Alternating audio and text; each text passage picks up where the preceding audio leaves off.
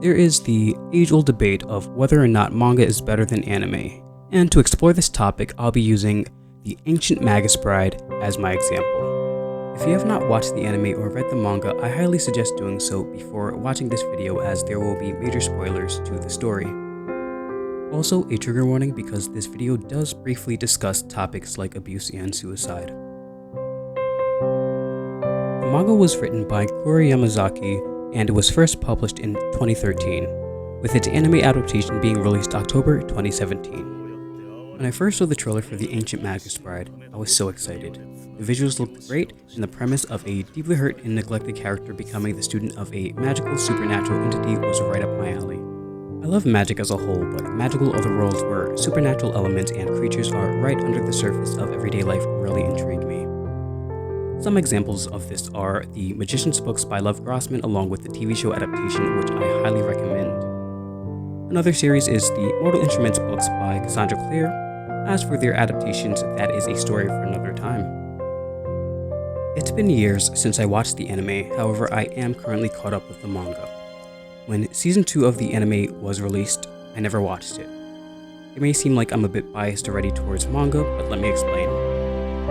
In my opinion, the anime fumbled a crucial part of the story, which was the reason that I stopped watching it. Before we really begin, I really want to talk about how much this series means to me. I had an extremely painful childhood and a very complex relationship with my mother, so having a story with a protagonist that I could relate to was very important. This also came out at the exact right time for me and gave me hope that I would eventually be able to find myself in a much better situation. That being said, a crucial part of the story involves the main character, Chise Hattori, and her relationship with her mother. I also want to acknowledge that the Ancient Magus Bride, like Freedom Beyond Journey's End, uses flashbacks really well.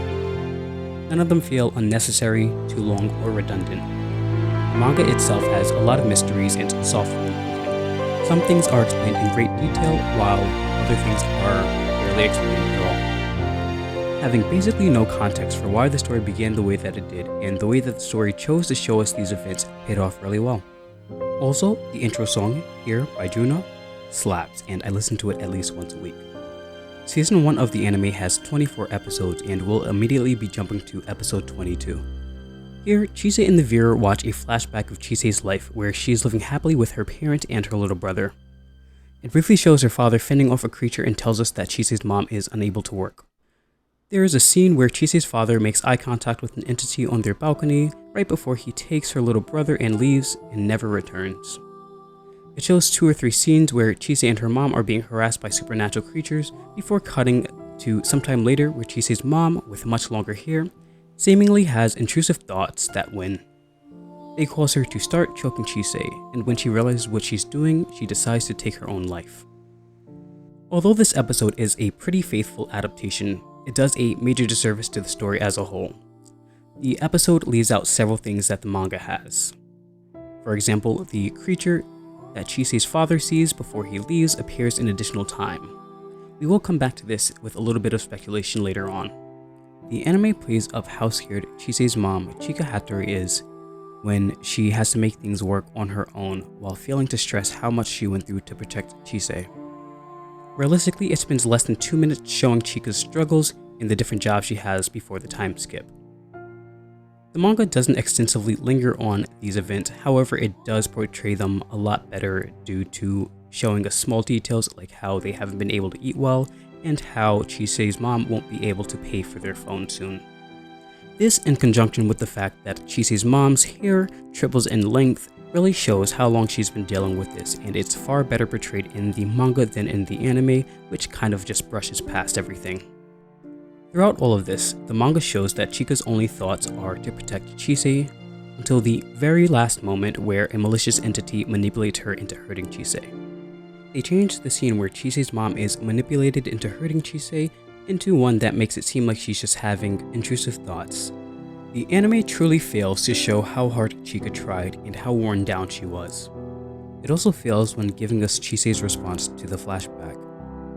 In the manga, what Chise says really explores the nuance of their relationship, like how she knows that they had good times together even though she can't remember them, just because of the fact that she remembers that she wanted to disappear just so that she can make things easier for her mother. In the anime, Chise says, お母さんは私のために頑張ってくれたんだよね。頑張って頑張って。それでも最後に許さないよ。お母さんのこと大好きだった。楽しい思い出だってたくさんあった。なのにあの日からそんなの全然思い出せなくて。でもお母さんのおかげで私は自分より Then も she 放って says, おけな I い。 met someone I cared for even more than myself. However, in the manga, Chise says, Thanks to you, I met someone who needed help, even more than I do. Someone I love. The anime turning that into, I met someone that I cared for even more than myself, undercuts the whole beginning of the story, since it starts out with Chise trying to end her own life, and then auctioning herself away to someone that would value her life. She literally starts the story at a point where she did not value her own life because of how painful things had been for her leading up to that point. The way that the manga presents these events and the character dialogue is much more tragic, thus far more impactful. The anime should have stuck closer to the events of the manga, especially the wording of the character's dialogue.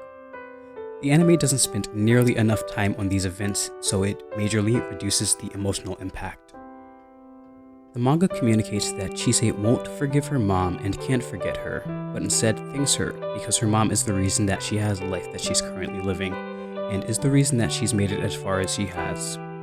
It isn't stated explicitly, but Chise is thankful for her mother for all the sacrifices that she made, including the final act. The anime presents this in a much flatter and nuanced light. There is especially the difference between Chise saying in the anime, I won't forget you yet, from the manga where she just says, I won't forget you. The manga implies that Chise understands and accepts that the past was fundamental for her to end up where she is now. In this case, the manga far exceeds the anime in emotional impact and communication of the story. So, to answer the initial question of is manga better than anime? The answer is pretty simple. No. They are two very different mediums with very different limitations and are better at doing different things. The anime doesn't fail here due to the fact that it's an anime, but it does fail because of the fact that it is an adaptation that leaves out several things that I feel are crucial to the story. Part of this can be due to the difficulties of this industry and part of the difficulties of just making an adaptation. There are some other things that come into play when discussing the debate of whether or not manga is better than anime. I would like to take into consideration the anime Daughters of Yamasumi, or Yamasumi if you're going for a more accurate pronunciation. This anime is one of my top 10 of all time, and it's not the direct adaptation of a particular manga. Another example would be Witchblade, which I highly enjoyed, and this one also isn't a direct adaptation of a manga as well. A more valuable question could be, are original works better than their adaptations? Another question is, are we properly using mediums and are we telling stories with the medium that suits them the best? Now I would like to return to the speculation that I mentioned earlier by bringing up the creature that Chise's father saw. We see Chise's father as a kind man who loves his family before he leaves with his son and never returns. This is similar to how Chise's mom only thought to protect Chise until the very moment when she began to strangle her. Both characters do things that are wildly out of character for them, and for Chise's mom, in the manga it is shown that she is clearly being manipulated. I'd like to speculate two things. The thing that manipulates Chise's mom into trying to kill her is the same thing that Chise's father looked at before making the decision to leave. I would also like to speculate that that creature is probably the reason that he left as well. If it was able to manipulate Chise's mom into trying to kill her, then it's possible that it manipulated him into leaving so that both of them would be vulnerable. On the topic of mediums and adaptations, there are some great adaptations out there, as well as some stories told with the perfect medium. An example would be Arcane, where they utilized the art in a very creative and effective way to show both the different cities, as well as make the characters really feel alive. We have some examples of poor adaptations like all of the Percy Jackson stuff so far, I Said What I Said, along with the adaptations to the Immortal Instruments series. The Ancient Magus Bride is a story that I truly love and have concepts that really intrigue me. I wish that episode 22 of the first season had been a lot more similar to its counterpart in the manga.